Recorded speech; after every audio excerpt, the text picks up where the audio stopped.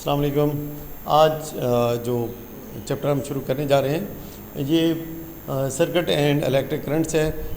आपके सिलेबस का हिस्सा है तो इसको भी कवर करना लाजमी है। तो शुरू करते हैं। थोड़ा सा मुश्किल चैप्टर है ये चैप्टर, और इसके बाद जो लाइट का है ये दोनों ही थोड़े से टफ़ हैं, ठीक है, लेकिन कोशिश करेंगे कि आपके लिए टफ़ ना हो, ठीक है। चलें बिस्मिल्लाहिर्रहमानिर्रहीम शुरू करते हैं जी। Electric instruments are used everywhere in our lives. सबको मालूम है जी कि जो इलेक्ट्रिक इंस्ट्रूमेंट्स हैं ये हर जगह यूज़ होते हैं। We live in the age of electricity. हम जिस एज में रह रहे हैं या जिस दौर में रह रहे हैं ये इलेक्ट्रिसिटी का दौर है कि नहीं है। हर चीज़ बिजली से चलती है। हर चीज़ क्या है, बिजली से चलती है। बिजली से हम क्या क्या काम लेते हैं। It lights up our homes, cooks our food, खाना हम पकाते हैं। पावर्स आर कंप्यूटर, हमारे कंप्यूटर चलते हैं, टीवी सेट चलते हैं और दूसरी इलेक्ट्रॉनिक की डिवाइसेस चलती हैं। Without electricity our lives would be completely different and less comfortable. अगर बिजली ना होती हमारी ज़िंदगी क्या होती, बिल्कुल ही डिफरेंट होती और इतनी ज़्यादा में आसानियाँ ना होती। देखिए अब सोचें ना, पंखा ना हो, बिजली बल्ब ना चल रहे हो, टीवी ना चल रहे हो, कंप्यूटर ना चल रहे हो, एसी ना चल रहे हो, मोबाइल ना हो। अब ये सारी चीज़ें क्या हैं, बिजली की मरहून मिन्नत हैं। तो आप सोचें ना कि क्या दौर होता। किसी को पता ही ना होता कि कराची में क्या हो रहा है, लाहौर में क्या हो रहा है, आसपास क्या हो रहा है, अमेरिका में क्या हो रहा है, कनाडा में क्या हो रहा है, कहीं भी कोई आइडिया ही ना होता। बस अपना ही होता है इतना, बल्कि हो सकता है साथ वाले गाँव का भी पता ना होता कि वहाँ पर कौन सी बीमारी फैल गई है या क्या इशू हो रहे हैं, ठीक है। वही फिर घोड़ों पर चढ़ के लोग एक दूसरे को पैगाम पहुँचाया करते हैं ऊँटों पे चल के। तो देखें ना ज़िंदगी कितनी डिफरेंट होती। तो इलेक्ट्रिसिटी ने हमारी ज़िंदगी को मुकम्मल तौर पे तब्दील कर दिया है। In this unit you will try to understand how electricity flows from a power source. इसमें हम देखेंगे कि इलेक्ट्रिसिटी एक पावर सोर्स से कैसे फ़्लो करती है और फिर तारों से होते हुए कैसे आपके घर तक पहुँचती है। यहाँ पर हम ये भी जानेंगे कि इलेक्ट्रिकल हैज़र्ड्स क्या होते हैं और कैसे उन ख़तरात से, बिजली के जो ख़तरात हैं उनसे बचा जा सकता है। आपको मालूम होगा, आपने कई दफ़ा सुना होगा और शायद देखा भी होगा, बिजली के नुकसानात। किसी घर को आग लग जाती है, बाद औक़ात कोई बंदा जो है वो इलेक्ट्रिक शॉक का शिकार हो जाता है, कुछ ज़ख्मी हो जाते हैं, कुछ मर भी जाते हैं। तो आप इस चीज़ को देख चुके हैं। लेकिन यही चीज़ है कि अगर इसको आप अच्छे तरीके से काबू में कर लेंगे तो फिर कोई भी प्रॉब्लम नहीं होगा। चलते हैं जी इलेक्ट्रिक करंट की तरफ। करंट क्या है? Current is the flow of charge particles. Current क्या है? फ्लो है किसका? चार्ज पार्टिकल का, ये चार्ज कैरियर का, not flow of charges. Flow of charges नहीं है, क्या है? चार्ज पार्टिकल का फ्लो है। किसका है? ऐसे पार्टिकल्स जो क्या होते हैं बेटा, चार्ज होते हैं, उनका फ्लो है, उसे कहते हैं करंट। करंट की और भी तारीफ है। When you switch on a television, computer, iron, deep freezer और torch, the electron in the wires began to flow through the wires. क्या चीज़ फ्लो होती है बेटा? इलेक्ट्रॉन्स फ्लो होते हैं वायर्स से। This flow of electron is called current. इसको कहते हैं जी करंट कहते हैं। इसको क्या कहते हैं? करंट कहते हैं। अच्छा जी, current is a measured in ampere. इसको किस में मेजर किया जाता है बेटा? एम्पेयर में मेजर किया जाता है। उसके बाद है जब करंट किसी चीज़ तक पहुंचता है तो वो चीज़ क्या है, काम करने लग जाती है। करंट क्या है? फ्लो ऑफ चार्ज पार्टिकल्स या फ्लो ऑफ इलेक्ट्रॉन्स। बात क्लियर हो गई। किस में मेजर करेंगे इसको? एम्पेयर में। करंट को किस में मेजर करेंगे? एम्पेयर में। नेक्स्ट हमारे पास क्या है? Cell and batteries are useful sources of current. Figure shows a dry cell connected to bulb by copper wires through a switch. Copper wire इसलिए होता है, कॉपर वायर में रेजिस्टेंस कम होती है। कॉपर वायर में क्या होती है?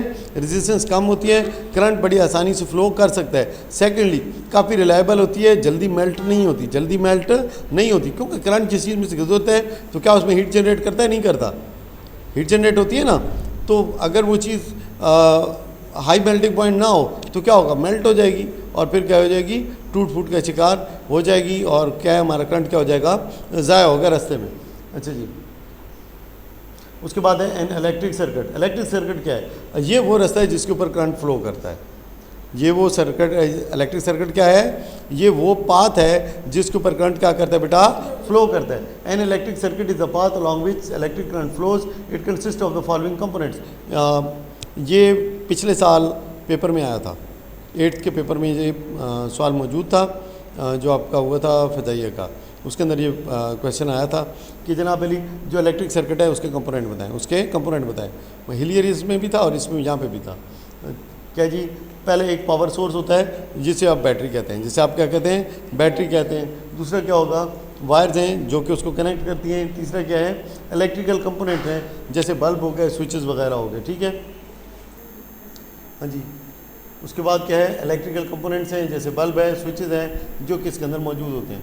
ये इंपॉर्टेंट है कि जनाब ये बेटा किसकी निशानी होती है, ये सबसे ज़्यादा पेपर में सवाल ये वाला आता है। ये किसकी निशानी होती है, रजिस्टर की। और दूसरा ये एक ये है, ये किसकी निशानी है, स्विच की निशानी है। ई से इलेक्ट्रिक मोटर, ये बेल तो वैसे ही मेरे ख्याल में सबको ये मालूम है, ये जो खुम्बी की तरह ये क्या है, बेल होती है। वोल्ट मीटर, एम मीटर, उसके बाद लैंप और लाइट ग्लोब, और ये क्या है, बैटरी। सारे इंपॉर्टेंट हैं, ऐसा नहीं कि कोई लेस इंपॉर्टेंट है, लेकिन पेपर में अक्सर ये सवाल आया होता है या ये सवाल आता है। बाकी भी आ सकते हैं, ऐसा नहीं है कि बाकी नहीं आ सकते। कि ये इलेक्ट्रिक सर्किट में किस चीज़ की निशानदेही करता है। फजाइया वाले में ये आया था, स्विच वाला आया था। और पिछली मरतबा वो आया था कि जो इलेक्ट्रिक कंपोनेंट है ना उसके वो आए हुए थे, कंपोनेंट आइडेंटिफाई करेंगे ये कौन कौन से। 5 नंबर का सवाल था ये फाइनल में मेरे ख्याल से, ठीक है। लास्ट ईयर नहीं लास्ट ईयर इसमें था, आपके फजाइया के पेपर की मैं बात कर रहा हूँ, यहाँ पे अंदर स्कूल में। अच्छा जी, उसके बाद क्या है, N electric circuit is a complete unbroken path. क्या है, कंप्लीट है, अनब्रोकन पाथ है, पाथ टूटा हुआ नहीं होता। सर्किट के अंदर ब्रेक नहीं होता, अगर ब्रेक हो जाएगा तो क्या होगा, करंट पहुँचेगा नहीं वहाँ तक जहाँ तक उसने जाना है। अच्छा जी, थ्रू विच इलेक्ट्रिक, अच्छा such circuit is called a close circuit. अगर दरमियान में कहीं पे गैप है तो उसे क्या कहेंगे, ओपन सर्किट। अच्छा, जब स्विच ओपन होता है, स्विच क्या होता है, ओपन होता है, तो क्या है, सर्किट कंप्लीट होता है या ब्रेक होता है, इसको ओपन सर्किट कहते हैं। जब स्विच ओपन होता है तो क्या होता है, सर्किट ओपन है। और जब सर्किट को कंप्लीट करना होता है तो स्विच क्या करता है, ये वाली चीज़ जो होती है इधर आके यहाँ पे टच कर जाती है, तो ये क्या हो जाता है, एक क्लोज सर्किट कहलाते हैं। क्लियर होगी बात। A switch is use to close और break a circuit. Closing the switch completes the circuit while opening breaks the circuit. जब आप स्विच को ऑन करते हैं तो क्या कर देते हैं, सर्किट को कंप्लीट कर देता है। याद रखिएगा, सर्किट को क्या कर देता है, कंप्लीट कर देता है।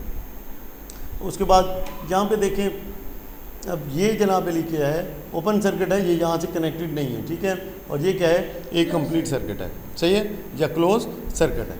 नेक्स्ट क्या है, टाइप ऑफ इलेक्ट्रिक सर्किट कितने किस्म के होते हैं, 2 किस्म के होते हैं। एक होता है सीरीज़ में और एक होता है पैरेलल में। अब मैं आपको ये इसकी एग्जांपल देता हूँ। ये एक इलेक्ट्रिक सर्किट है, अब ये एक बल्ब जहाँ पे लगा है, मैं एग्जांपल दे रहा हूँ, एक जहाँ पे लगा है, एक जहाँ पे, एक जहाँ पे, एक जहाँ पे, और यहाँ पे पावर सोर्स है, ठीक है। यहाँ से इधर करंट फ्लो कर रहा है। अब इसका क्या मतलब है, ये क्लियरली नज़र आ रहा है। अगर यहाँ कहीं भी कोई चीज़ मॉल फंक्शन कर गई या यहाँ पे अगर ये कोई चीज़ ब्रेक हो गई तो क्या होगा, सारी चीज़ों को जो पावर सप्लाई है वो क्या हो जाएगी, आगे डिस्कनेक्ट हो जाएगी। लेकिन अगर ये ऐसे होता, अब ये सारे पावर सप्लाई से डायरेक्ट इस तरह से जुड़े होते। अब अगर इसको माल फंक्शन ये कर जाए, ये पैरेलल सर्किट है। ये कौन सा सर्किट है, पैरेलल सर्किट। अगर ये यहाँ पे मतलब है कि कोई एक डिवाइस माल फंक्शन कर जाए तो क्या बाकी भी नहीं काम करेंगी, बाकी के ऊपर कोई असर नहीं पड़ेगा, क्योंकि ये सेंटर से पावर सोर्स से अलग-अलग जुड़ी हुई हैं।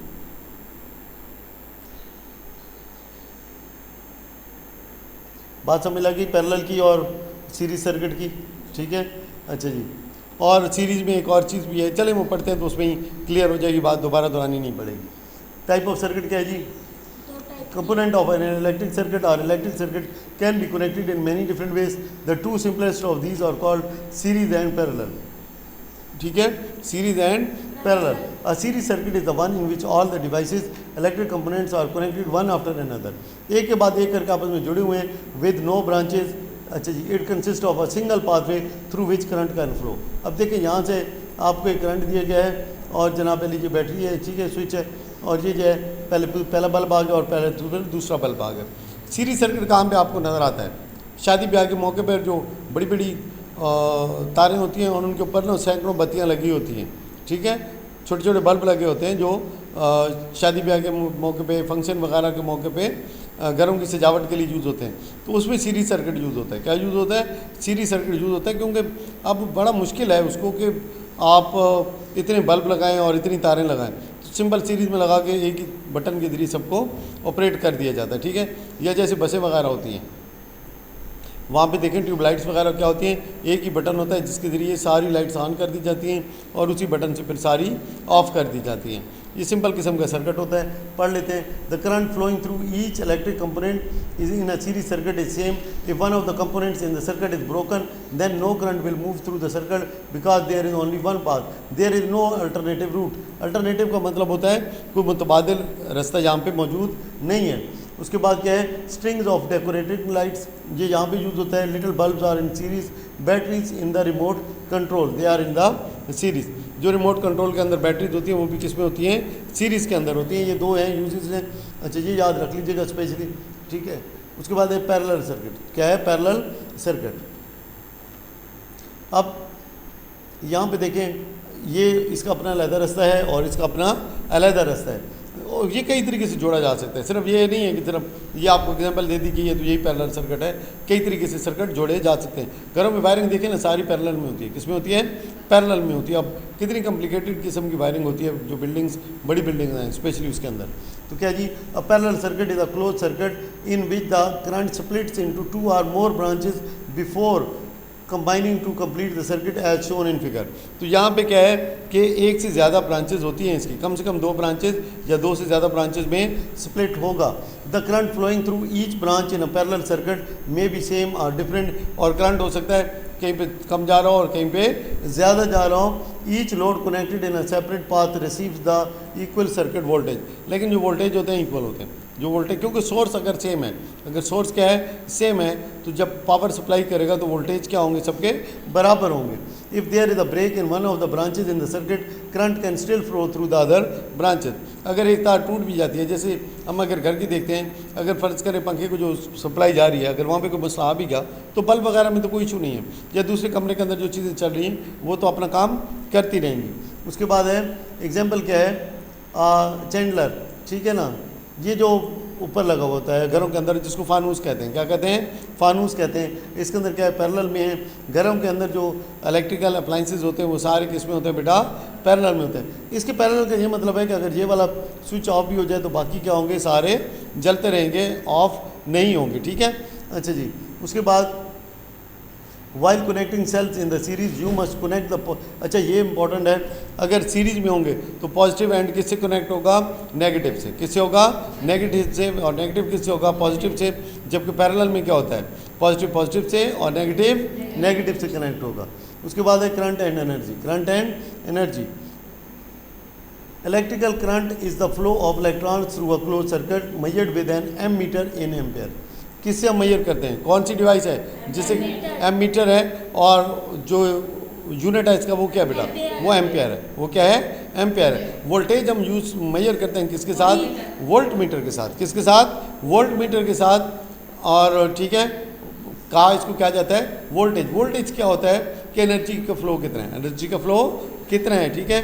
बेसिकली पोटेंशियल डिफरेंस होता है। पोटेंशियल डिफरेंस क्या होता है, जो नेगेटिव और पॉजिटिव टर्मिनल हैं, जो नेगेटिव और पॉजिटिव टर्मिनल्स हैं उनके दरमियान जो फ्लो है उसमें कितना डिफरेंस है, उसके दरमियान कितना डिफरेंस है, इसको क्या बोला जाता है, पोटेंशियल डिफरेंस। अच्छा जी, electric current is the flow of electron through a close circuit measured with an ammeter in amperes. Electrical energy is the amount of, अब इलेक्ट्रिकल एनर्जी क्या है, ये डेफिनेशन है, इन चीज़ों का ख्याल रखिएगा, ठीक है। थोड़ी सी बोरिंग ज़रूर है, लेकिन थोड़ी हिम्मत करेंगे तो इंशाल्लाह साथ बने रहेंगे तो ये चीज़ आराम से समझ आ जाएगी। इलेक्ट्रिकल एनर्जी क्या है, is the amount of heat generated due to the resistance during the flow of current.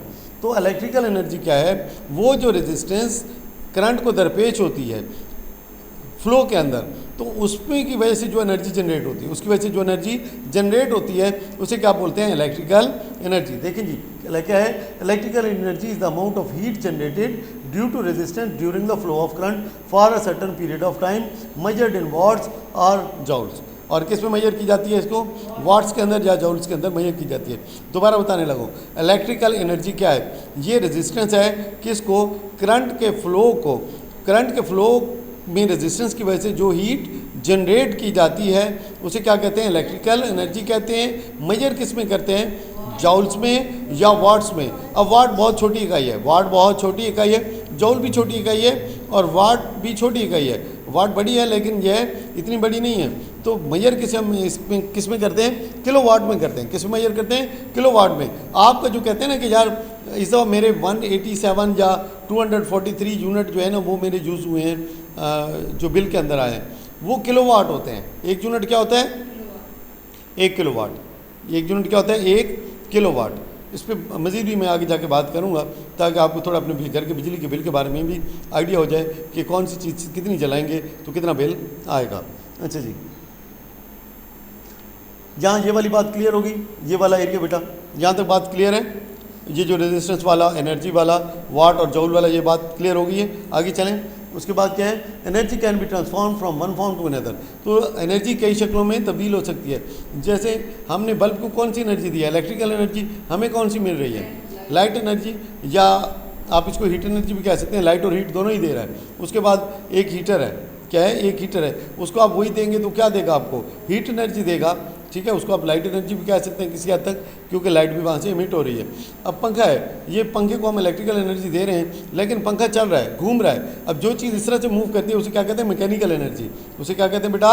Mechanical energy. ये कौन सी एनर्जी है पंखे के अंदर? ये मैकेनिकल एनर्जी है। जो मशीन मतलब है कि एनर्जी पैदा करती, जो मशीन काम करती है उसे क्या कहते हैं? कौन सा काम होता है? मैकेनिकल। तो ये कौन सी एनर्जी है? Mechanical energy. मुख्तलिफ शक्लें आपको नजर आ रही हैं। लेट्स सी, क्या पढ़ते हैं कि बुक के अंदर क्या लिखा हुआ है। Energy can be transformed from one form to another. A light bulb transforms electrical energy into light energy. A radio and electric bell. अब रेडियो और इलेक्ट्रिक बेल। अब रेडियो कौन सी एनर्जी हमें देता है? Sound energy. बेल हमें कौन सी energy देती है? Sound energy. साउंड बेल से क्या आता है? इलेक्ट्रिक बेल से क्या होता है? टी जो घर में आता है क्या आता है? साउंड ही आता है ना। उसके बाद पंखे की तो मैंने बता दिया, fan converts electrical energy to mechanical energy. बात क्लियर होगी कि नहीं होगी? आगे चलें। नेक्स्ट क्या है? Each material offer the resistance to the flow of current through it. Good conductor such as, अब जो अच्छे कंडक्टर हैं, कॉपर है, एल्यूमिनियम है, सिल्वर है, offer very little resistance to the flow of current. यहाँ सिल्वर के ऊपर मैं मुतफिक नहीं हूँ, क्योंकि जो सिल्वर है इसमें मतलब है कि इतना अच्छा वो रिज़ल्ट इतना अच्छा नहीं होता। ठीक है, कॉपर का बहुत बेहतर है सबसे, जो इसलिए तो हर जगह क्या यूज़ होती है, आपको कॉपर ही नज़र आती है। कॉपर चीप भी है, इतना सस्ता नहीं है, लेकिन बाकी मेटल्स को कंपेयर किया जाए तो क्या है? कॉपर क्या है? जिनकी रेजिस्टेंस कम है ना, उनमें फिर कॉपर सबसे सस्ता है। कॉपर क्या है? सबसे सस्ता है। और क्या है? इसका मेल्टिंग पॉइंट क्या है? काफ़ी हाई है, जिसकी वजह से क्या होता है? ये ब्रेक नहीं होता तारों में। इसलिए जहाँ भी देखें ना तो यही ऐड आ रहा होता है, 99.9% कॉपर वायर। इंसुलेटर जो होते हैं वो जैसे प्लास्टिक है। अब इंसुलेटर वो चीज़ है जो कि अलाउ नहीं करती फ्लो करना। अब देखें फ्लो करते ही क्यों है? मेटल्स, मेटल के अंदर होते हैं फ्री इलेक्ट्रॉन। मेटल के अंदर क्या होते हैं? फ्री इलेक्ट्रॉन, जिनकी वजह से कि जो करंट होता है बड़े आराम से फ्लो कर जाता है। लेकिन जो नॉन मेटल होते हैं उनके अंदर फ्री इलेक्ट्रॉन नहीं होते, इसी वजह से वहाँ से करंट फ्लो नहीं होता। और वो क्या होते हैं? पुअर कंडक्टर या गुड इंसुलेटर होते हैं, जैसे कि प्लास्टिक है, ग्लास है, रबर है। सिमिलरली लॉन्ग वायर्स, जो बड़ी तार होगी उसके अंदर रेजिस्टेंस ज़्यादा होगी क्योंकि फासला ज़्यादा ट्रैवल करना है, लेकिन जो शॉर्ट वायर होगी उसमें कम रेजिस्टेंस होगी। थिन वायर जो है उसके अंदर रेजिस्टेंस कम होगी, जो मोटी वायर है उसके अंदर रेजिस्टेंस क्या होगी? ज़्यादा होगी। नेक्स्ट क्या है? Effect of electric current. अब इसके क्या है? Magnetic effect. क्या होता है? Magnetic effect. मैग्नेटिक इफेक्ट के तहत ही तो ये सारी चीज़ें काम करती हैं। ठीक है, अब जैसे अगर आप एक कंबस को ले आए, किसको ले आए? कंबस को ले आए इलेक्ट्रिक करंट के पास, तो उसकी नीडल मूव कर जाएगी। उसकी नीडल क्या करेगी बेटा? मूव करेगी। इसका मतलब है इसका मैग्नेटिक इफेक्ट इसके अंदर मौजूद है। क्या जी? Current flowing in a wire always give rise to a magnetic field around it. जिस भी तार में करंट फ्लो कर रहा होता है तो वो क्या बनाती है? एक मैग्नेटिक फील्ड बनाती है। It can deflect a magnetic needle when placed near it. Magnetic needle वही होती है जो कंबस के अंदर होती है। किसके अंदर होती है? कंबस के अंदर होती है, कि उसको डिफ्लेक्ट करेगी, मतलब है कि उसको मूव कराएगी। Electromagnetics are use in electric bells. कहाँ कहाँ यूज़ होते हैं बेटा? इलेक्ट्रिक बेल में यूज़ होता है इलेक्ट्रोमैग्नेट, मोटर के अंदर यूज़ होता है, लाउड स्पीकर में यूज़ होता है। केमिकल इफेक्ट क्या है? अब करंट के क्या है? Chemical effect. केमिकल इफेक्ट क्या है जी? Electric current can bring chemical changes. Electric current से केमिकल चेंजेस आती हैं। देखिए इलेक्ट्रिक करंट का केमिस्ट्री में बहुत अहम किरदार है, बहुत ज़्यादा अहम। For example when electric current is pass through copper sulphate solution. अब यहाँ पे क्या है?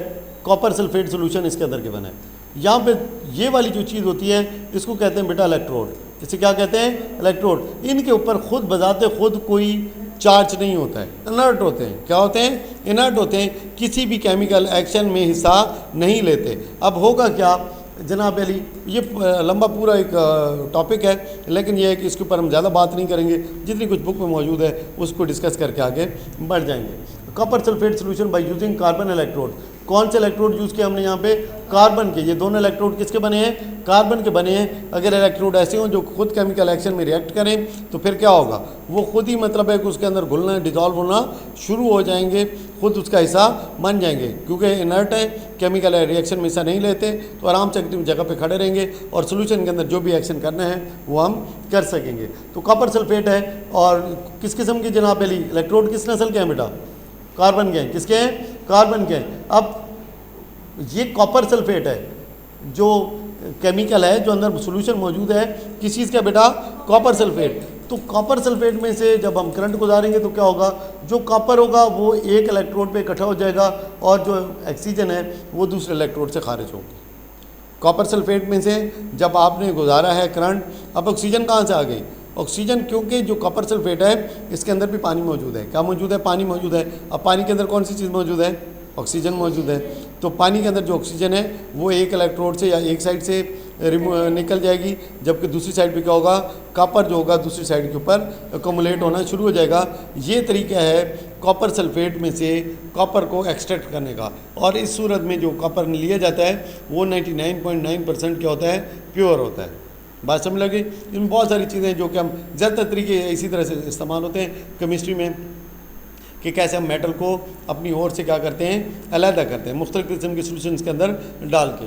अच्छा जी, the chemical effect of the current is used in कहाँ पे होता है बेटा? इलेक्ट्रोप्लेटिंग में। ये मैंने आपको बताया था। उसके बाद क्या है जी? The extraction of metal. ये वो है, ये वही तरीका है। एक्सट्रैक्शन ऑफ मेटल का मतलब है कि मेटल को अपने सोल्यूशन में से या और में से क्या अलहदा करना। दूसरा क्या है? The purification of the metal. ये वही चीज़ है कि अगर आपके पास मेटल मौजूद है और उसमें दूसरी इम्प्योरिटीज़ मौजूद हैं और दूसरी इम्प्योरिटीज़ मौजूद हैं, तो क्या करते हैं? जब उसको सोल्यूशन में डालते हैं, जब वो मेटल रिएक्ट करता है तो क्या होता है? एक साइड पे अकोमुलेट हो जाता है, एक साइड पे एक्यूमुलेट हो जाता है। अब नए जब आप 10th में आएंगे तो उसमें केमिस्ट्री में आपको इंशाल्लाह ये चीज़ पढ़ाएंगे। अभी फ़िलहाल इसके ऊपर इतना ही। कितनी चीज़ें हमने यहाँ पे देखी? 3 चीज़ें। नंबर 1 क्या करते हैं? Purification of the metal. Number 2 extraction of the metal. और तीसरी क्या चीज़ है? इलेक्ट्रोप्लेटिंग। ये कौन से इफेक्ट हैं? केमिकल इफेक्ट हैं। और कॉपर सल्फेट को जब हम करंट गुजारते हैं तो कौन सी 2 चीज़ें शाम निकलती हैं? एक नंबर ऑक्सीजन और दूसरी क्या है? कॉपर। बात क्लियर हो गई?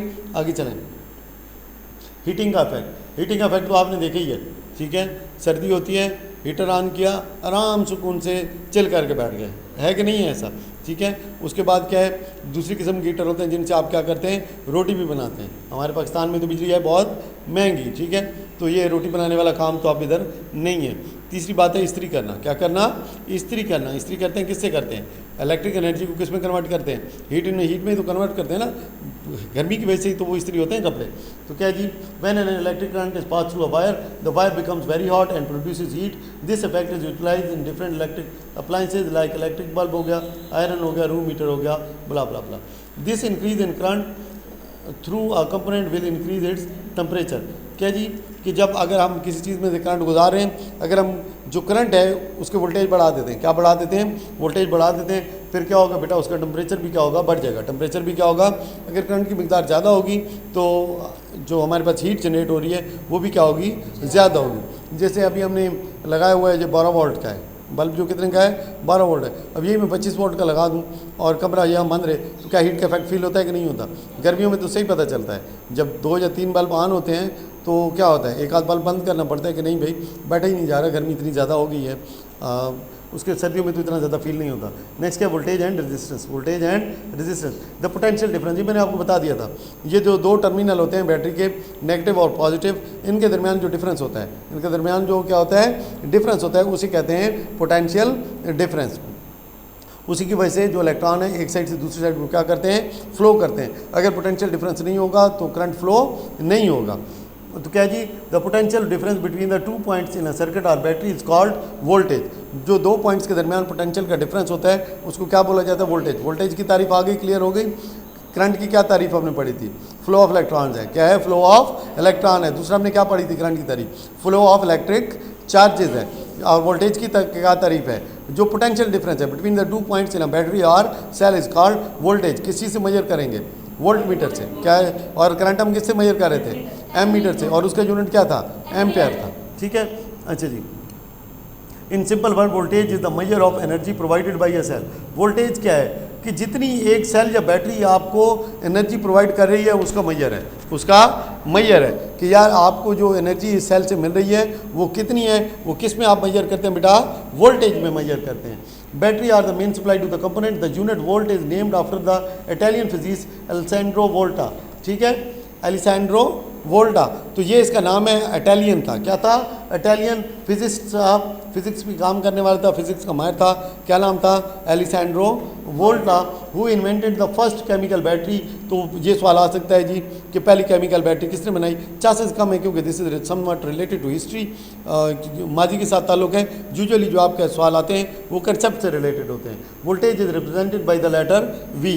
नेक्स्ट है हमारे पास resistance. Resistance is the opposition to the flow of current. ठीक है, फ्लो ऑफ करंट क्या होता है? फ्लो ऑफ चार्जेस क्या होता है बेटा? करंट होता है। लेकिन करंट को जो अपोजिशन दरपेश होती है उसको कहते हैं रेजिस्टेंस, और इसका यूनिट है ओम। उसका यूनिट क्या है? ओम। जौल किसका वो है? एनर्जी। ठीक है, वाट भी है। अच्छा। दूसरा जौल से बड़ा क्या है? वाट है। और वाट से बड़ा क्या है? किलोवाट। जो हमारे बिजली के बिल पे होते हैं किसके अंदर पे होते हैं? किलोवाट के अंदर पे होते हैं। अच्छा जी, ये negative potential, positive potential, circuit showing potential difference कितना है जी। अच्छा जी, resistance is opposition to the flow of current. The lower the resistance the higher the current in the circuit and vice versa. जितनी तार के अंदर रेजिस्टेंस कम होगी, रेजिस्टेंस कम होगी, उतना ही करंट ज़्यादा फ्लो करेगा। लाजिम बात है, रुकावट है।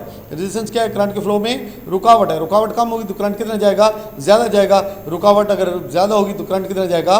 कम जाएगा। अच्छा जी, resistance causes some of the electric energy to be transformed into heat. जब रेजिस्टेंस होती है तो इलेक्ट्रिक एनर्जी किस में कन्वर्ट हो जाती है? हीट में कन्वर्ट हो जाती है। और याद रखें, जो एनर्जी हीट में कन्वर्ट होती है वो ज़ाया हो जाती है। वो क्या हो जाती है? ज़ाया हो जाती है। इसीलिए तो कॉपर को चूज़ किया जाता है कि रेजिस्टेंस कम से कम होती है। Resistance is represented by R. इसको रिप्रेजेंट किससे किया जाता है? आर से। अच्छा जी, उसके बाद एम्पेयर को किससे जाहिर किया जाता है? करंट का क्या है? करंट का एम्पियर। करंट का सिंबल क्या है? Let's see. आई। हाँ, अब आई कि नहीं समझ आई? ठीक है, जस्ट होल्ड यार, देखते हैं। ये सिंबल क्या है? The flow of electron is called current and represented by the symbol. ये क्या है जी? आई। ठीक है, उसके बाद क्या है? और शो किस में किया जाता है? एम्पेयर। AMP भी लिखा जाता है और ए से भी डिनोट किया जाता है। ठीक है, लेकिन फार्मूले के अंदर क्या होगा? आई होगा। ठीक है, अच्छा जी, ये मुझे याद कराइएगा कि इसके ऊपर जो है ना कुछ न्यूमेरिकल्स भी आपको कराएंगे जिसके अंदर की रेजिस्टेंस वगैरह का जो मेजर है और करंट का कि कितना फ्लो होगा वो भी आपको करना सिखाया जाएगा। ये वैसे 10th का पेपर है, पेपर में आता है, लेकिन ये है कि आपको सिखा एटलीस्ट दिया जाएगा। आए ना आए कोई मसला नहीं है। यहाँ तक हम पहुँच के resistance is represented by letter R and measured in ohms. और ये किसका साइन है? ये ओम का साइन है। ये किसका साइन है बेटा? इसको ओम कहते हैं। इसको क्या कहते हैं? ओम कहते हैं। All electrical components included bulb, switches, wires have electrical resistance. हर चीज़ में इलेक्ट्रिकल रेजिस्टेंस मौजूद होती है। ठीक होगी बात? ये क्या है? Volt meter. इससे क्या मेजर करेंगे जी? वोल्टेज। क्या मेजर करेंगे? वोल्टेज मेजर करेंगे। अच्छा जी, और डिमर स्विच। अब ये डिमर स्विच क्या काम करता है? ये पंखे वाला डिमर है। पंखे के अंदर क्या होता है? डिमर क्या करेगा? तो कैसे करेगा? हाँ, ये ज़बरदस्त। डिमर कैसे काम करेगा? रेजिस्टेंस के तहत। रेजिस्टेंस ज़्यादा कर देगा, पंखा क्या हो जाएगा? स्लो हो जाएगा। रेजिस्टेंस कम कर देगा, पंखा क्या हो जाएगा? तेज़ हो जाएगा। बेहतरीन, ये सारी चीज़ें लिखी हुई है। आगे क्या है? In a series circuit. Series के सर्किट में the resistance increases as more bulbs are added. एक ही लंबी तार है ना सीरीज में, अब जब आप उसमें और बल्ब लगाएंगे इसका मतलब है कि क्या है? रेजिस्टेंस क्या हो जाएगी? ज़्यादा होती जाएगी। तो अब जो एंड के ऊपर बल्ब है वो क्या होगा? डिम होगा। जो जो मजीद बल्ब ऐड करते जाएंगे वो क्या होते जाएंगे?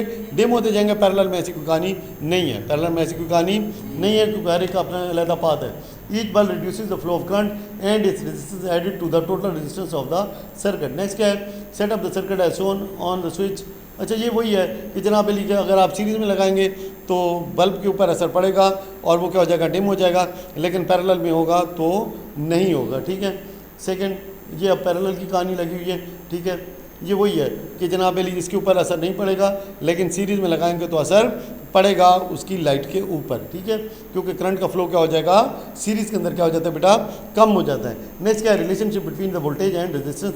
तो ये फार्मूला है, भूलना नहीं है। वोल्टेज इज इक्वल टू कितना होता है बेटा, current multiply by the resistance. जो टोटल वोल्टेज होते हैं वो क्या होते हैं, एक करंट होता है और उसको मल्टीप्लाई कैसे किया जाता है, रेजिस्टेंस से। करंट मालूम करना हो तो क्या होगा, वोल्टेज डिवाइडेड बाय, हाँ, I is equal to V over R, ये फार्मूला होता है। I is equal to V over R, भूलना नहीं है, बस इसके अंदर वैल्यू डालनी होती है। क्या करनी है, वैल्यू डालनी है। और करंट है तो ठीक है, किस में होगा, एम्पेयर में होगा। वोल्टेज है तो किस में होगा, वाट्स में होगा। और रेजिस्टेंस है तो यूनिट क्या होगा, ओम में होगा। बस ये याद रख लेना है। रेजिस्टेंस देखो ना, रेजिस्टेंस इधर है, अब करंट को उधर ले जाओ तो क्या हो जाएगा, voltage over current, voltage over current. ये तो आपने मत देखे ना, ये एक चीज़ है, मल्टीप्लाई हो रही है, उस साइड पे हो जाएगी तो क्या हो जाएगी, डिवाइड हो जाएगी। The relationship between voltage current and resistance is describe by Ohm's law. ये ओम का कानून है। ये क्या है, किसका कानून है, ओम। तो इसी वजह से तो उसका नाम क्या रखा गया है, ओम रखा गया है रेजिस्टेंस को। Ohm's law tells that the current flowing through a circuit is directly proportional to the voltage. जो करंट किसी उससे गुजर रहा है वो डायरेक्टली प्रोपोर्शनल है किसके, वोल्टेज के, और इन्वर्सली प्रोपोर्शनल है किसके, रेजिस्टेंस के। और अगर आपको नहीं पता कि डायरेक्ट कौन सा है, इन्वर्स कौन सा है, कोई टेंशन नहीं है। जो सीधा उसी के सामने लिखा होता है वो हमेशा डायरेक्टली प्रोपोर्शनल होता है, और जो नीचे आता है, जो फ्रैक्शन के नीचे आता है वो क्या होता है, इन्वर्सली प्रोपोर्शनल होता है। जैसे करंट का फार्मूला आपको मालूम है, voltage is equal to current multiply resistance, और करंट क्या होगा, वोल्टेज ओवर रेजिस्टेंस। अब रेजिस्टेंस किधर चला जाएगा, नीचे चला गया। अब करंट के लिए रेजिस्टेंस क्या है, वो नीचे है, तो जो नीचे है वो इन्वर्सली प्रोपोर्शनल है, क्योंकि वो जिसकी वैल्यू जितनी बढ़ेगी इसकी वैल्यू उतनी ही कम हो जाएगी। और अगर उसकी वैल्यू कम होगी तो करंट की वैल्यू क्या हो जाएगी, बढ़ जाएगी। बात समझ लगी कि नहीं लगी। और ये हर फार्मूले में यही तरीक़ेकार इस्तेमाल होता है, कौन सा डायरेक्टली प्रोपोर्शनल है, कौन सा इन्वर्सली प्रोपोर्शनल है। कैसे देखते हैं, अगर तो बिल्कुल सीधी उसी के सामने लाइन में लिखा है डायरेक्टली प्रोपोर्शनल, और अगर वो फ्रैक्शन में डिनोमिनेटर की जगह पे लिखा हुआ है तो क्या है, वो इन्वर्सली प्रोपोर्शनल। बात समझ लगी कि नहीं लगी। Measuring current by using different devices. अब करंट को हम डिफरेंट डिवाइसेस के, एम मीटर क्या है जी, एम मीटर क्या है, किसको मेजर करता है जी, करंट को। An ammeter is the device to measure the amount of current in an electric circuit, it is connected to the circuit in series. ये एम मीटर, अब ये इंपॉर्टेंट सवाल है, एम मीटर किस में मेजर किया जाता है बेटा, सीरीज में कन्वर्ट किया जाता है, so that the full current passes through it can be measured. An ammeter has very low resistance, बहुत कम रेजिस्टेंस होती है। एमीटर की क्या होती है, बहुत कम रेजिस्टेंस होती है, ताकि जो करंट आ रहा है अंदर मीटर तक पूरी तरह पहुंच जाए। अगर करंट के आगे रेजिस्टेंस होगी तो वो पूरी तरह से फिर मेजर ही नहीं कर सकेगा। एमीटर जो होगा वो फिर मेजर नहीं कर सकेगा, सही नहीं बता सकेगा कि एक्चुअल करंट कितना पास हो रहा है। तो रेजिस्टेंस क्या होती है, बहुत ही लो होती है। सीरीज में क्यों जोड़ा जाता है, ताकि जितना करंट टोटल इसमें से पास हो रहा है सबके बारे में इल्म हासिल किया जा सके। बात क्लियर हो गई कि नहीं हो गई एमीटर की। नेक्स्ट क्या है, वोल्ट मीटर। द वोल्टेज और potential difference between the 2 points is measured by a volt meter, it is connected parallel with the circuit. Volt meter generally have a very high resistance, और volt meter की क्या होती है, बहुत high resistance होती है। ये दोनों क्लियर हो गई डिवाइसेस। नेक्स्ट पे चलते हैं, किलोवाट आवर। नेक्स्ट है kilowatt hour. Kilowatt hour, electrical energy is commonly consumed in very large quantity for the measurement of which joule is very small unit। जो इसकी जो कंजम्पशन है वो किसके अंदर होती है, जौल के अंदर जो होती है, फिर बहुत ही छोटा यूनिट बन जाता है जौल। इससे बड़ा यूनिट क्या है, hence a large unit of energy is required which is called kilowatt hour. जिसे क्या कहते हैं, किलोवाट आवर। अब किलोवाट आवर का मतलब होता है एक घंटे में जो कंजम्पशन है वो कितनी है, 1 किलोवाट। ठीक है, it is the amount of energy obtained by the power of 1 kilowatt in 1 hour. सही हो गया। द KWH या kilowatt hour is the energy used by device at a rate of 1000 watts in 1 hour. इसका मतलब है कि अगर आपके पास इस्त्री है जो कि कितने वाट की है, 1000 वाट की है, कितने वाट की है, 1000 वाट की है, अगर वो 1 घंटा चले, अगर वो 1 घंटा चले तो फिर वो कितने यूनिट खाएगी, 1 यूनिट आपका ड्रॉप हो जाएगा मीटर के ऊपर। बात समझ लगी कि नहीं लगी। इसी तरह से अगर आपका फ्रिज है और कितने हैं, फ़र्ज़ करें 220 वाट 220 वाट पे चल रहा है, कितने पे 220 वाट पे चल रहा है, ये तकरीबन अप्रॉक्सीमेटली 4 एंड समथिंग 4 घंटे और कुछ के अंदर जो है 1 यूनिट ड्रॉप करेगा मीटर के ऊपर। तो बात समझ लगी कि कौन सी चीज़। अब ये 12 वाट का है, कितने वाट का है, 12 वाट का है। तो अब 12 वाट का मतलब है कि ये तकरीबन अप्रॉक्सीमेटली कहीं 96 98 96 98 आवर्स इतनी देर चले तो फिर क्या होगा, एक जो यूनिट है वो ड्रॉप होगा। तो बात समझ लगी, ठीक है, कि कैसे मैनेज करना होता है अपने बिजली के बिल को। जो चीज़ ज़्यादा आपकी कंज्यूम कर रही है उसको देखेंगे जनाब अली, उसको कितना मैं इस्तेमाल करूं तो बेहतर रहेगा, ठीक है। तो ये वाली चीज़ समझ लगी कि नहीं लगी। अब अगर 1 किलोवाट आवर में कितने जूल्स होते हैं, ये इंपॉर्टेंट क्वेश्चन है। तो क्या है जी, 1 2 3 4 5 6, तो यहाँ पे 3.6 मिलियन जूल्स। कितने जी, 3.6 मिलियन जूल्स। कोशिश किया करें मिलियन में ही पढ़ा करें, इजी रहता है पढ़ना। The energy in kilowatt hour can be obtained by the following formula. क्या जी, watt multiply by the time in hours divided by 1000। कि अगर वाट्स में गिवन है, अगर एनर्जी किस में गिवन है, वाट्स में गिवन है, तो आपने क्या करना है, वाट्स करना है, मल्टीप्लाई करना है कितने टाइम के लिए वो चीज़ चली है और डिवाइड कर देना है किसके साथ, 1000 के साथ। जैसे मैंने आपको कहा कि लेट से कि हमारे पास एक फ्रिज है और वो कितने कंज्यूम कर रहा है, 220 वाट है। कितना है, 220 वाट। वो कितने घंटे चल रहा है, लेट से कि 10 घंटे चला। कितने घंटे चला, 10 घंटे चला। अब उसने कितना करंट कंज्यूम किया होगा, मेरा अंदाज़ा है कि उसने 2.3 वाट का 2.3 यूनिट तकरीबन कंज्यूम किए होंगे। लेट से देखते हैं कितने हैं। ये कट गया इसके साथ बेटा, ये कट गया इसके साथ, और 22 को 10 से डिवाइड करें तो क्या जवाब हो गया, 2.2। तो मेरा रफ एस्टिमेट था कि 2.3, तो ये 2.2 इतना दूर नहीं है, इतना दूर नहीं है कि एक फ्रिज जो है अगर आप कितने घंटे चलाते हैं, 10 घंटे, और वो 220 वाट पे ऑपरेट कर रहा है। फ्रिज यूजुअली यही रेंज होती है 220 से 260 के बीच में, जब वो चल रहे होते हैं सही, मतलब उसका कंप्रेसर ऑन होता है। जब वो कूलिंग नहीं कर रहा होता, उसकी कूलिंग कंप्लीट होती है, तो फिर वो काफ़ी कम करंट कंज्यूम करता है। नेक्स्ट है paying the price. Suppose you watch cricket world cup on television for several hours each day. अब ये आपको न्यूमेरिकल दिया गया है कि आपने कितने घंटे यूज़ किए हैं। द इलेक्ट्रिकल कंपनी 200 वाट का, और टीवी का एक बहुत ही कोई बड़ा टीवी रखा हो भाई, 200 वाट का है। अब जो मेरी एलईडी है वो जो है तकरीबन उसका है वो 25 वाट की है। आपने देखी ना कितनी बड़ी है, ठीक है, लेकिन कितने वाट के है, 25 वाट के है। तो इसका मतलब है वो दिन रात भी चलती रहे तो मुझे उसके ऊपर प्रॉब्लम नहीं है। वो अगर 2 दिन चले और बिल्कुल बंद ना हो तब भी वो 1 यूनिट खाएगी। 2 दिन बाद 1 यूनिट ड्रॉप होगा अगर वो बिल्कुल 48 घंटे लगातार चलती रहे, उसको कोई बंद ही ना करे तो, ठीक है। यूजुअली तो पूरे मेरे ख्याल में महीने में भी 48 आवर्स कंज्यूम नहीं होते, ठीक है, टीवी चलता ही नहीं है।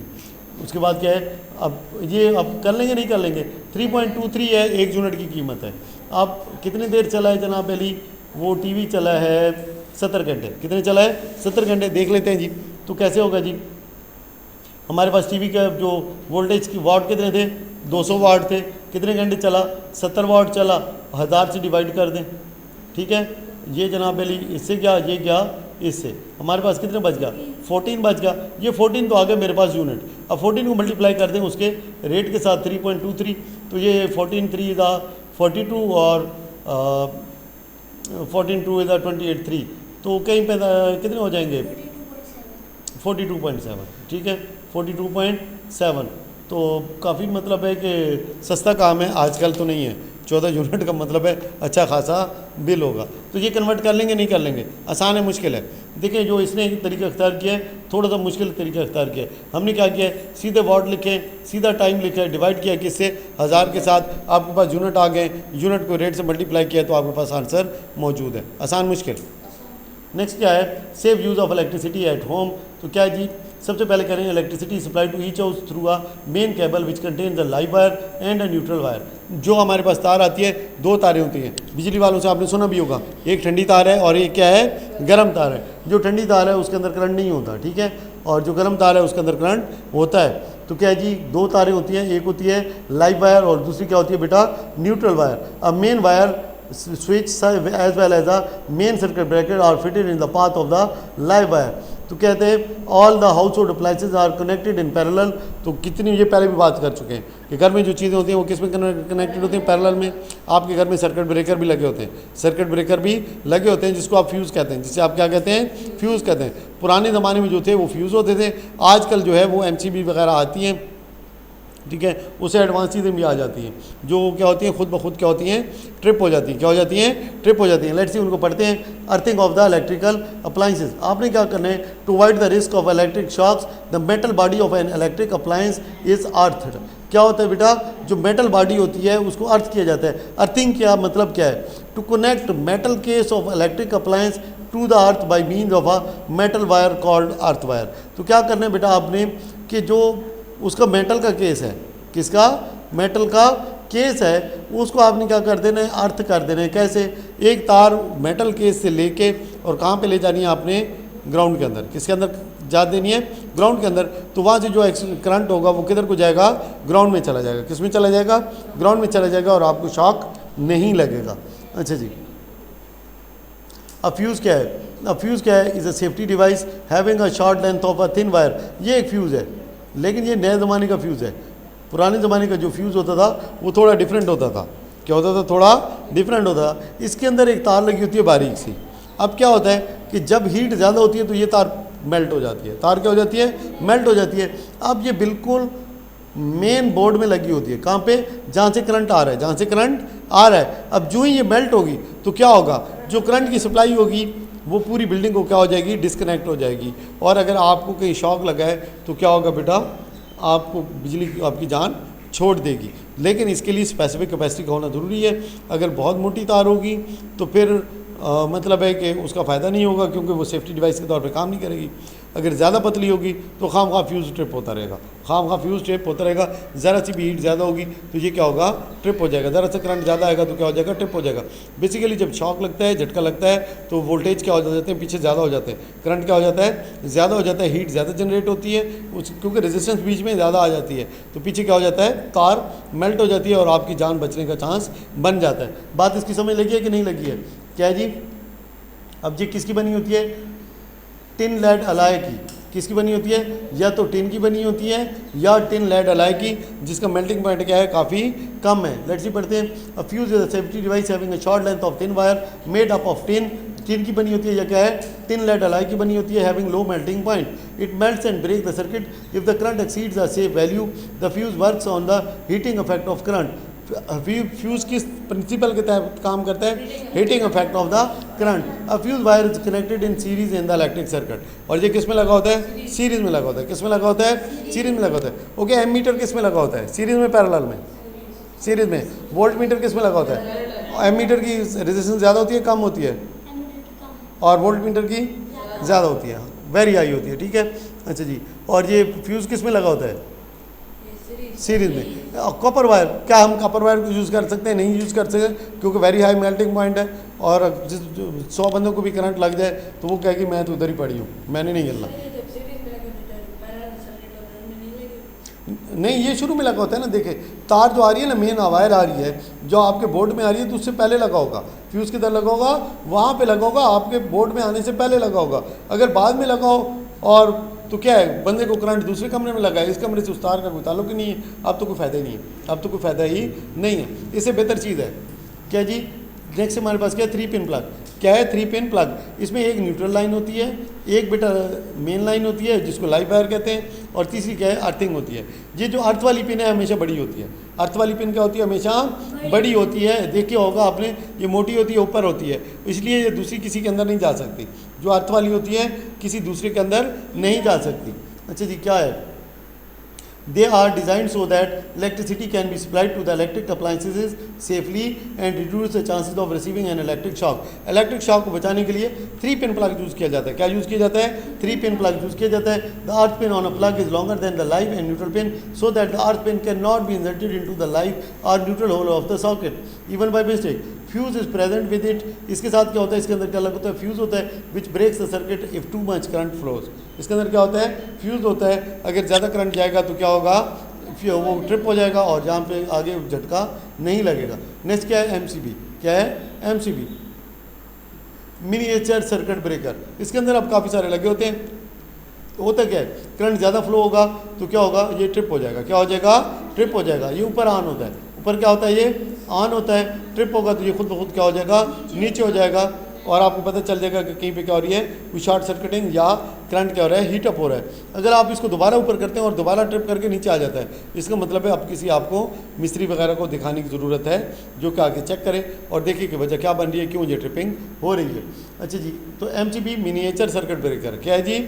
Miniature circuit breaker. It automatically switches off the electric circuit during abnormal condition of the network, overload, load or faulty condition. MCB is much more sensitive to the current than fuse. Fuse से ज़्यादा ये sensitive होता है current को, ठीक है। Fuse से ज़्यादा इफेक्टिवली ये काम करता है। उसके बाद क्या है, FELCB earth leakage circuit breaker. क्या है जी? Earth leakage circuit breaker, ELCB, ठीक है। FELCB फ्यूज, क्या जी? Earth leakage circuit breaker. F है ना? है F है, ओके, ये ऐसे आ गया ये, ठीक है, ये पॉइंट है। ELCB है earth leakage circuit breaker. The main purpose of ELCB is to prevent injury to humans and animals due to electric shock. बिजली की सूरत में जो शॉक लगता है तो ELCB क्या काम करती है, उसको प्रिवेंट करती है। It detects small stray voltages, और मतलब अगर वोल्टेज की फ्लक्चुएशन हो रही है, क्या हो रही है, वोल्टेज की फ्लक्चुएशन हो रही है on the metal enclosure of electric equipment and interrupts the circuit if a dangerous voltage is detected.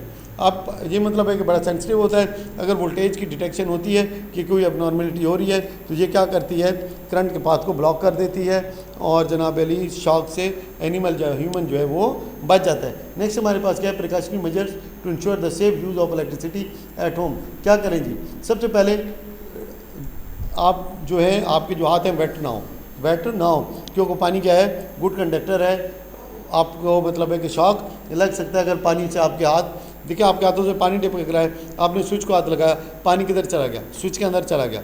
अब क्या होगा, एक कनेक्शन बन जाएगा आपका और स्विच के बीच, किसके ज़रिए, वाटर के ज़रिए, और आपको क्या हो सकता है, बिजली का झटका लग सकता है। स्पेशली वो ख़वातीन जो कि वॉशिंग मशीन पे कपड़े वगैरह धोती हैं तो उनके साथ ये इशू होने के चांसेस ज़्यादा होते हैं।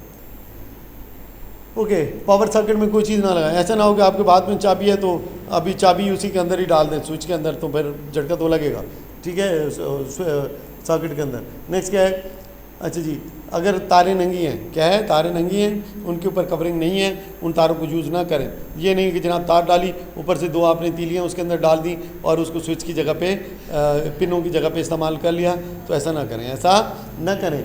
Do not change the bulb while light switch is on. ये अक्सर होता है कि जब हम बल्ब ऑन कर लगा रहे होते हैं, हम क्या करते हैं, हम जनाब अली पीछे से स्विच ऑन ही छोड़ देते हैं कि बल्ब जो ही लगाए तो पता चलेगा कि जनाब अली बल्ब ऑन हो रहा है कि नहीं हो रहा है। तो ऐसा काम न करें, किसी दूसरे बंदे को कहें कि वो स्विच ऑन ऑफ का ख्याल रखे। Do not overload. अब ये नहीं है, देखें, अब ये एक अक्सर मिस्टेक होती है। आपने क्या लिया, एक एक्सटेंशन बोर्ड लिया, क्या ले लिया, एक एक्सटेंशन बोर्ड लिया, उसमें 3-4 चीज़ें लगा ली। अब आगे जो है कुछ और चीज़ों की ज़रूरत पड़ गई, आपने उस एक्सटेंशन बोर्ड में एक और एक्सटेंशन बोर्ड डाल दिया, उसको दूसरे कमरे में ले गए, वहाँ पे कुछ चीज़ें चलाई। अब उस एक्सटेंशन बोर्ड में आपने एक और एक्सटेंशन बोर्ड डाल दिया, फिर वहाँ से तीसरा हो गया, तीसरे से फिर आगे में ले गए, चौथे में पहुँच गए, और फिर बाहर उसको बरामदे में ले गए। अब पीछे तो एक ही है, मेन जो स्विच है क्या है, एक ही है। अब आपने उसको क्या कर दिया, ओवरलोड कर दिया। क्या कर दिया, ओवरलोड कर दिया। अब जब रात को आपने चलाया पंखा बाहर वाला तो ब्लूज हुआ और पीछे क्या लग गई, आग लग गई। क्या लग गई, आग लग गई। तो ये नहीं करना, ओवरलोड नहीं करना, ओवरलोड नहीं करना। ये पूरा मकान जला है यहाँ पे अंदर, इधर नेबरहुड में, आपको तो इल्म नहीं है, इसी वजह से उनका यही काम हुआ था। एक कमरे से दूसरे में ले गए, दूसरे तीसरे में ले गए, पूरा जनाब अली ऊपर से फिर चला दिया एसी, तो गड़ूज हुआ, ठीक है। और बच के दरगाह हर चीज़ जल गई, खुद तो बच गए लेकिन नुकसान तो खुद, मतलब है कि उनका देखो सारी ज़िंदगी की कमाई एक बंदे की जल जाए तो फिर कितना बड़ा लॉस है। सिर्फ कपड़े ही बंदा नहीं ले सकता, अगर उन्हीं का हिसाब लगा ले कि कितने कपड़े घर के अंदर पड़े होते हैं, अगर वही बाज़ार से दोबारा सारे नए लेने पड़ जाएँ तो आप अंदाज़ा लगाएं कितना मतलब है कि उसके ऊपर लॉस है। तो अगर सारी चीज़ें जल जाएँ तो फिर सारा कुछ ही जल गया बेचारों का। अच्छा जी, उसके बाद है do not repair electric appliances yourself. खुद ना मिस्त्री बन जाए, ठीक है, किसी इलेक्ट्रीशियन को कहें नहीं यार ये तार तो मैं खुद ही ला, छोड़ दे, रहने दे, ये मैं खुद ही कर लेता। और नहीं भाई, ऐसा नहीं करना, किसी मिस्त्री को बुला लो, 300-500 रुपये दे दो, लेकिन झटके से बच जाओ। Why electricity is dangerous to humans. क्योंकि ह्यूमन जो है हमारे जिस्म में क्या होता है बेटा, ब्लड होता है। क्या होता है, ब्लड होता है। इसको पढ़ ही लेते हैं। Did you know that electric current can pass through the human body. बिल्कुल जी, कई बंदों को देखा है मरते हुए। Besides electric shock it can cause Burns, झटके के अलावा क्या कर सकता है, आपको जला सकता है, नर्व डैमेज कर सकता है और डेथ भी हो सकती है।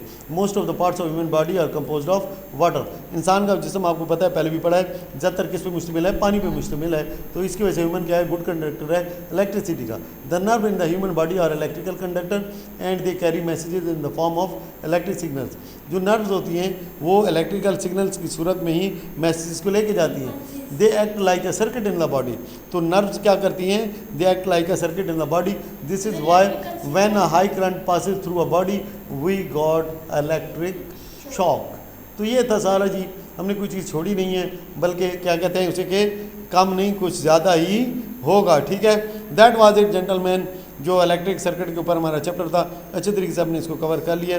ठीक है, उम्मीद है कि समझ आ गया होगा। ओके जी, थैंक यू, अल्लाह हाफ़िज़। MCQs बाद में देख लेंगे, सारे जब इकट्ठे करेंगे तो ये भी हो जाएंगे। अल्लाह हाफ़िज़।